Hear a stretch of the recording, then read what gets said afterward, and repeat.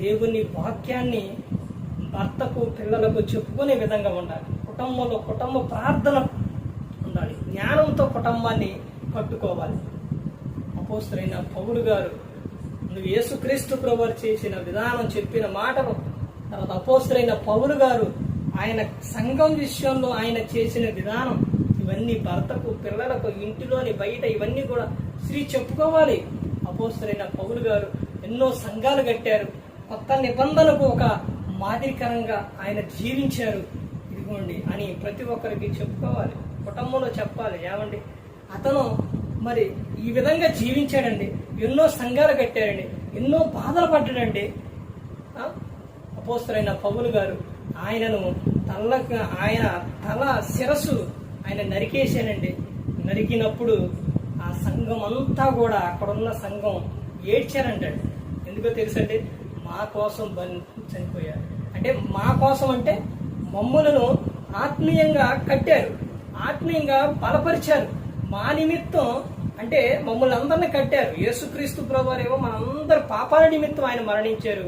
అపోస్తలుడైన పౌలు గారేమో సంఘాలను కట్టి, సంఘాలను బలపరిచి, వాళ్ళందరి కోసం శ్రమలు పడి ఆయన చనిపోయాడు. ఆయన తలను నరికేశాడు. ఇది చరిత్ర విషయంలో చరిత్రకారులు చెబుతున్న విషయం. అంటే ఆ తల శిరస్సు నరకటం, తర్వాత సంఘమంతా కూడా అక్కడ ఉన్నవారు ఏడ్చారని చరిత్రకారులు చెప్తున్నారు.